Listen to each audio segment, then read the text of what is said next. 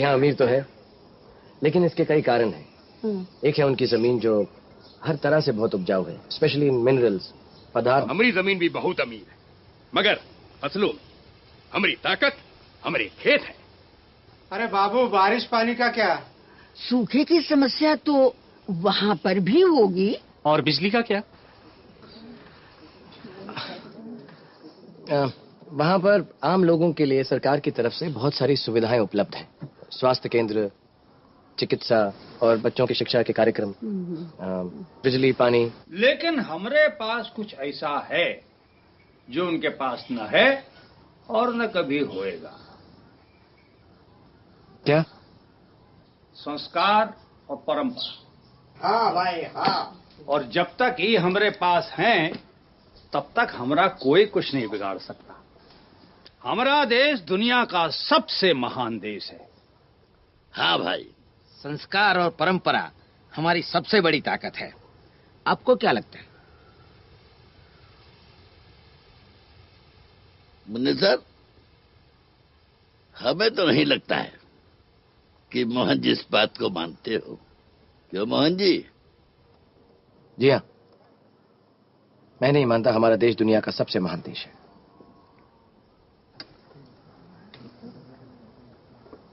लेकिन ये जरूर मानता हूं कि हमें काबिलियत है, ताकत है अपने देश को महान बनाने की। देखिए, ये दोनों देश हर पहलू, हर रूप में एक दूसरे से बहुत अलग है। शायद मुझे कहना नहीं चाहिए, लेकिन आपने बात छेड़ी है इसलिए कह रहा हूं। जब भी हम मुकाबले में दबने लगते हैं तो हम एक ही चीज का आधार लेते हैं,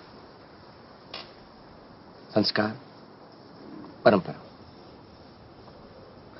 अमेरिका ने अपने बलबूते पर तरक्की की है और उनके अपने संस्कार हैं, अपनी परंपरा है। अब यह कहना कि उनके सोच विचार, उनका रहन सहन, उनकी मान्यताएं खराब हैं और हमारी महान, ये गलत है। मैंने तो यहाँ तक सुना है बेटा कि वो लोग उन नस्लों को तकलीफ पहुंचा रहे हैं जो बाहर से आकर बसी हैं। देखिए, कुछ मतभेद हैं, कहाँ नहीं होते, लेकिन इंपॉर्टेंट बात यह है कि यहाँ पर जाति के आधार पर भेदभाव किया जाता है। तुम तो ऐसा कह रहे हो जैसे जात पात, ऊंच नीच, छोटा बड़ा, अमीर गरीब सब हमरे बनाए हुए भाई।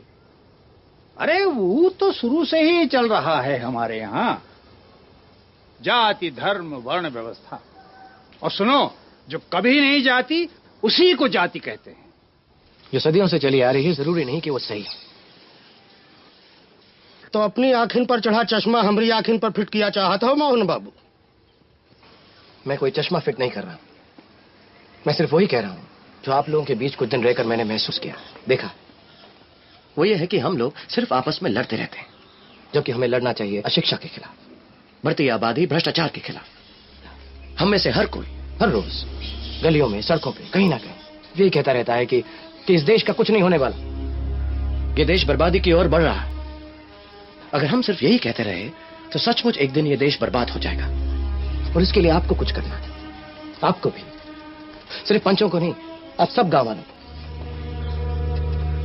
आप अपनी समस्याओं के लिए इन पंचों को दोषी ठहराते हैं, लेकिन इनकी जगह पर आकर आप भी वही करेंगे।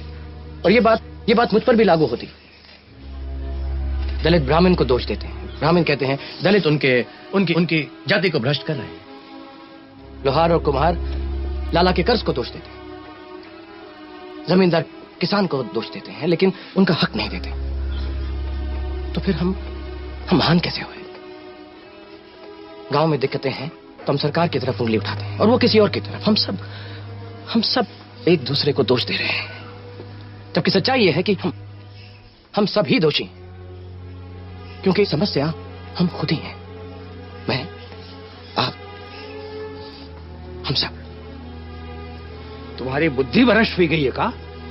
ये क्या कह रहे हो तुम? मैं सिर्फ इतना जानता हूं कि एक जुलाहा जिसने खेती बाड़ी करनी चाहिए, वो अपने परिवार को 2 वक्त की रोटी नहीं दे सकता, वो अपने बच्चों को शिक्षा नहीं दे सकता,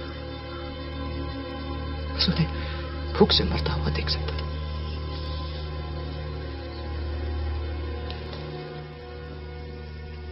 एक व्यक्ति के जीवन की भव्य जागृति समग्र राष्ट्र के भाग्य को बदल सकती है, समस्त मानव जाति के भाग्य को भी।